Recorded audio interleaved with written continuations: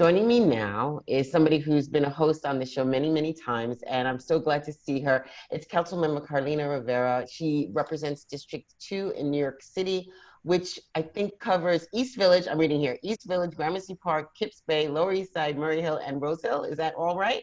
That's right. So the City Council, I know because we've been airing them, has been doing Zoom hearings. How has that been? It's been interesting. I would say one thing that's been really great is that there is better attendance, I think, from council members. And also more of the public is able to kind of be a part of the process and kind of hang out in their homes, allowing them to give testimony, and I think it's added to some of the information, to some of the experiences and the stories that we've heard in the council. So it has changed. Of course, it's a little less personal, right? Because I don't get to see my colleagues, and there's certainly a different feeling when you're in person. But I think it's encouraged a different kind of participation that is definitely welcomed. And I also think it segues to the next thing that I want to talk about with you is the open streets, because that's going to be sort of the new normal for a little while. And you really spearheaded this push. Talk to me a little bit about where it stands now and how it's going to evolve, because I'm sure it has to continue to grow. Definitely. So right now we are kind of, as we go outside, being very, very careful, being responsible, and only going out when we need to. We want to make sure that we have enough space to safely follow social distancing guidelines. And we want to allow our restaurants to responsibly reopen when the time comes as well. Not just our restaurants, our stores that might be a little small, right? Those storefronts in New York City. So we might need the sidewalk space or to actually spill out into the street. So I think the Open Streets program that we started, I introduced the bill, and the mayor is now working with us to open a number of streets across all 5 boroughs. And of course, we want to make sure we're doing it equitably. It allows us to, one, right, be healthy, be responsible, have that 6 feet between you and the next person, but also it's going to allow, I think, our economy and our city to reopen safely and in phases, of course. And it's great that we're seeing open streets added every week, but we absolutely have to do more. And we can't rely on kind of the small street changes that happened at the very beginning. So we want to see an acceleration of course, the previously announced bike lanes to get this done, but also this other vision that I think many New Yorkers have, which is of linear parks and added space, especially in places where large families are crowded into small apartments. So I was reading just a little bit about this, and I saw here about some of the colleagues and some of the people that you have been speaking to expressing concern about the NYPD enforcement and just recent incidents in certain neighborhoods and certain people that have been more affected by this sort of enforcement. What are your thoughts here? Their concerns are certainly valid. I think the one thing we need to do is make sure that we have community groups and leaders involved and engaged to help prevent kind of these social distancing challenges that we're seeing across the city. That concern, again, on increasing open space, it kind of increases the territory, right, for NYPD enforcement, which is what we've seen from recent incidents, that there has been somewhat of a targeting in predominantly communities of color. And so we do want to feel safe, but we think that this initiative doesn't have to be led by the NYPD. We think it can be led by these local grassroots groups, by cure violence programs and those credible messengers that have already been involved in kind of this messaging initiative to deliver that to someone who looks like they're from the community, who you've already established a relationship with. And I will tell you, as the chair of the Committee on Hospitals, I've had many conversations with our city's leading medical experts, and they find themselves both infuriated and despondent at the images that they've seen of the sidewalks and parks crowded with New Yorkers, while they and their colleagues are still struggling on the front lines to save lives. So the experts, the people, we want the open streets, we want the space, but we don't want it with the risk of over-policing. So I think by involving these social distance ambassadors that the mayor recently announced, I think it's a good move. It's not going to be enough. We have to entrust our open streets again to community organizations and figures. And so I'm having ongoing conversations with the Department of Transportation, with advocates, but always to make sure that as we participate in the program, that we're really utilizing already those people who are here, who are from our community and who already have these really trusted relationships. So, I mean, obviously part of what we are trying to create is enough space so people can be active and socially, but at the same time, socially be distant, right?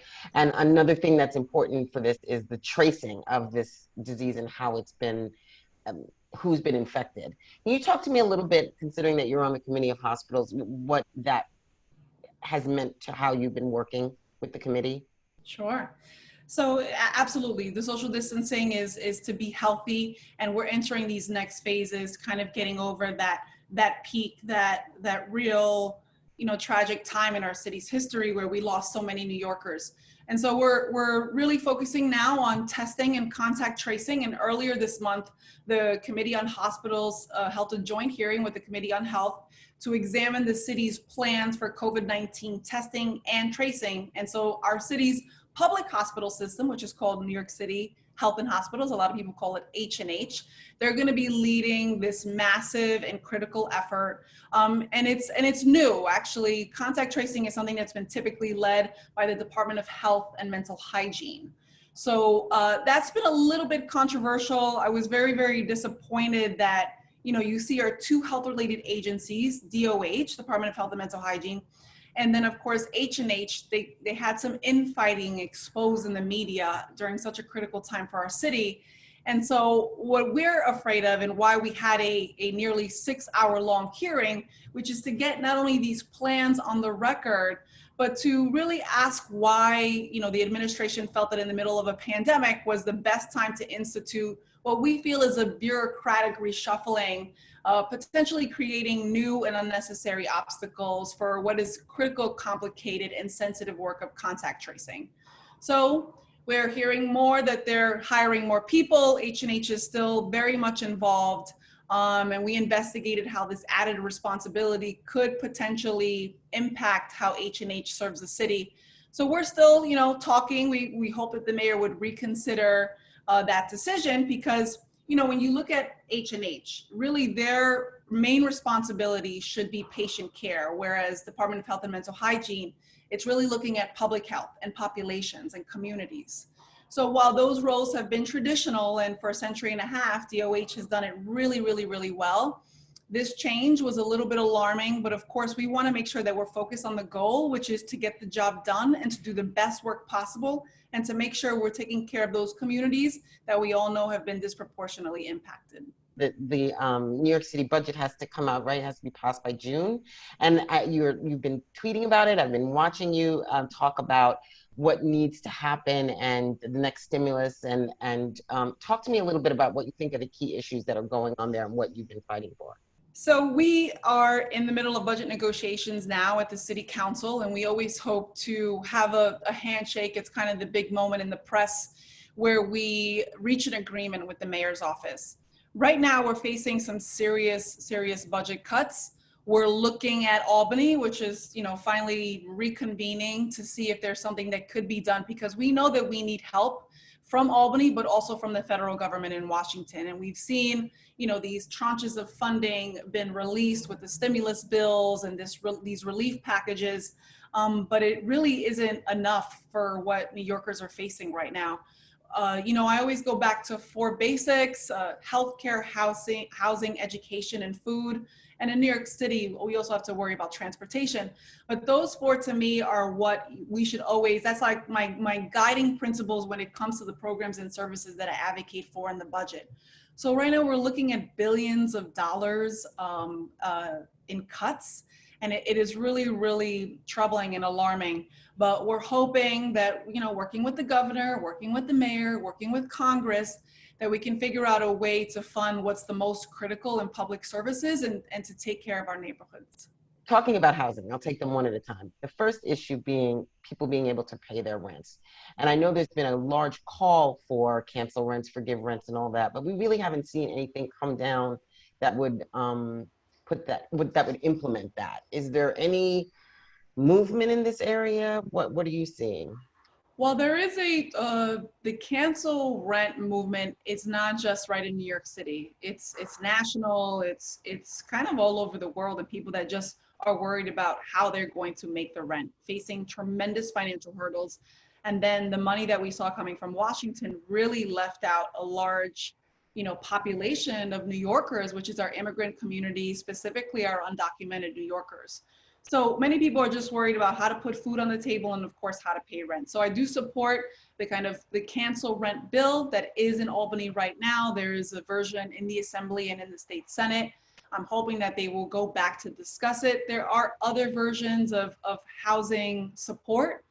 However, I think right now canceling rent is the way to go. I mean, there are just too many people. I think it was a third of Americans didn't pay rent on April 1st.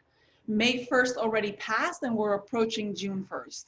So something has to be done right now. And when it comes to NYCHA, which are families that are historically a low income, of course, a lot of them, many of them seniors, multiple generations living in these households, they just haven't received the federal funding that they've needed for decades. And so they're relying on capital funding from the city. And of course, a lot of the programs and services that we help to fund inside of the developments.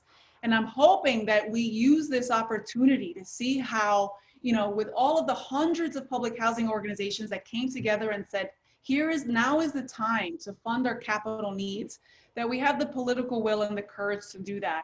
I think it would be a tremendous relief. This housing has been around for decades. I want it to be here for the next few decades, and there's no reason why we shouldn't use this opportunity to invest in what is truly low-income housing for New Yorkers that contribute to our city, who pay their taxes, and who want to be here for the long haul.